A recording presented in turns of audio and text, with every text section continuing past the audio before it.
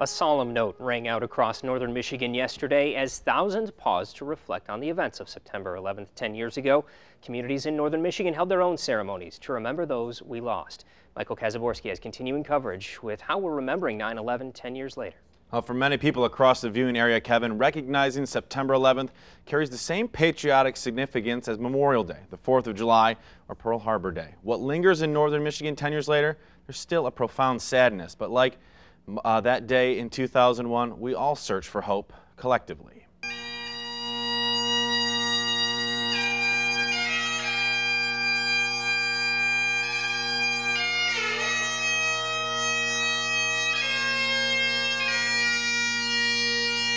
I once was lost, but now am found. It's the sort of lyrics we as Americans in a post-9/11 world can relate to. Pick a spot in northern Michigan.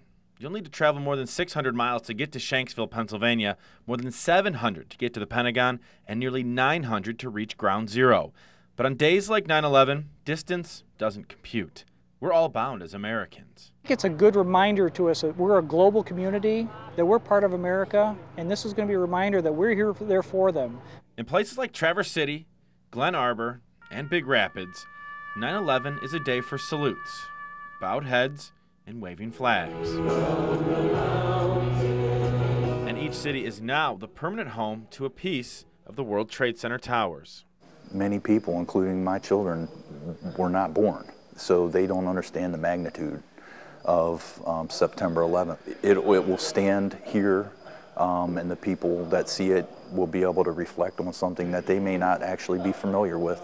We all view 9/11 through history's prism, and many across northern Michigan will continue the mantra to never forget. It's very hard. Like I said, he was born 16 days after 9/11, so it was just as much part of his history.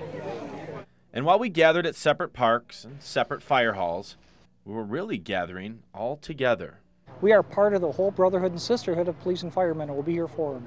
As we memorialize the 10th anniversary of 9/11 and pay respect to those we have lost in the fight for freedom, my hope is that we can come together and just be Americans.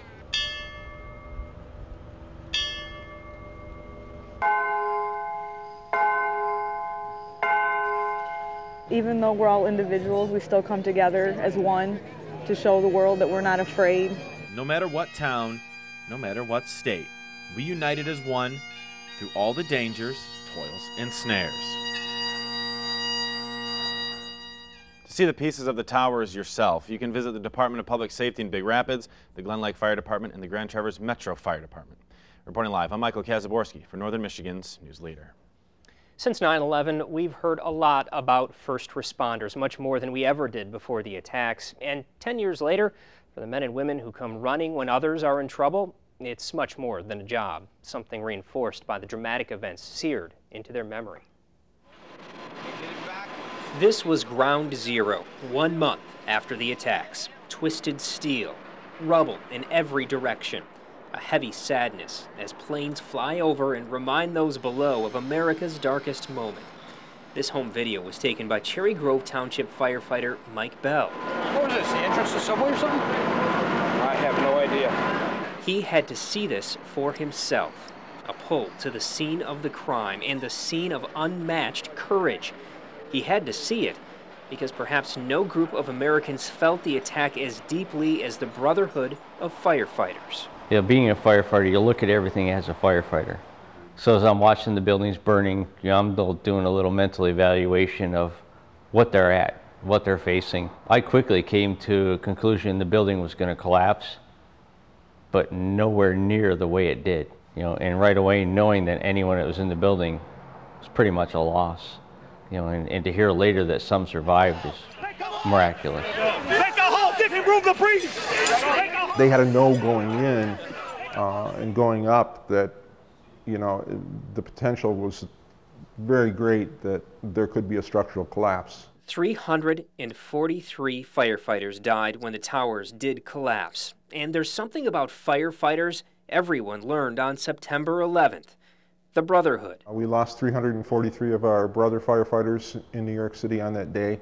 I actually had a couple of friends that were on the New York Fire Department that were killed when the towers collapsed. So for me personally, it has a deeper meaning. It's 3:43 that day.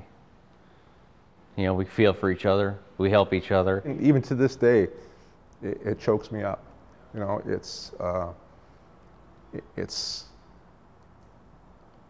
anger, it's frustration, it's sadness, but it's also being exceedingly proud, you know, that they didn't waver or hesitate for a second to go in there and do that.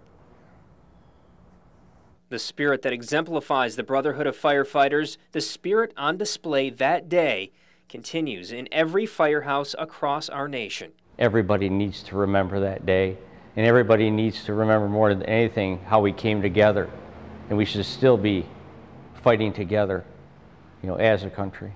It's that desire to never forget, to unify, and to honor that set one group of Northern Michigan firefighters on a very special quest to memorialize those lost on 9/11. It just made you sick because the fire service is a brotherhood, sisterhood, and to hear that, you know, some of your fellow firefighters died in this attack was pretty gut-wrenching. Gut-wrenching. Can't believe it happened. You feel so helpless. There's not a whole lot you can do except watch and hope for the best. These three firefighters, now with the Grand Traverse Metro Fire Department, wanted to find a way to do something to honor those brothers killed in the senseless attack, those who worked tirelessly afterward to save lives that were already taken by the evil act. I was reading a trade publication that we have, and in it was that the 9/11 Families Association were offering a piece of the World Trade Center artifact to 1,000 fire departments across the country. And so I sent off a letter and told them that we would, you know, treat it with honor and respect, and we'd create a memorial.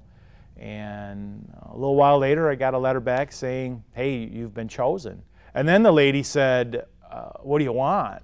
And I would have been happy with a rivet, you know, just anything from the World Trade Center. And I said, well, let's think big and have it fit in, something that fit in a pickup truck. In April of this year, the firefighters used a pickup to bring back this artifact from New York. It's a symbol of, you know, what happened that day in our country and how far we've come. It means a lot to me, you know, for multiple reasons, because of the fire service and being proud to be an American. A tangible reminder that people can touch, to remember and reflect. Some people want to be photographed with it. Other people won't touch it. I mean, it's almost like hallowed ground.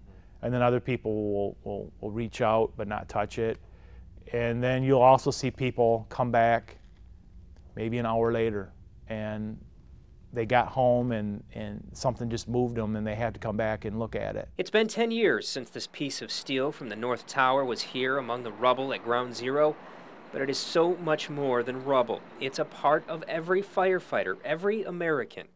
It will be a permanent memorial soon in Traverse City. Never forget what's happened. That's what's great about this piece. The community, ourselves, our kids and grandchildren, they're not going to forget what happened with this piece here. With the memorial that we create here, we'll always have that and be able to reflect back onto it. 9/11 showed us just how vulnerable we are as a country. In the years that followed, tighter security at our landmarks, borders, and in the air became a top priority. With Canada and Sioux locks in our backyard, that was especially crucial in northern Michigan. Coming up, the added protection and security changes after 9/11. They took and leveled not the playing field, but the actual retribution field, and made it personal for people who once thought the rights and freedoms were granted and gifted. We now realize how precious those freedoms are and how valuable it is to protect them, whatever it takes, whatever the cost. Okay. Any questions?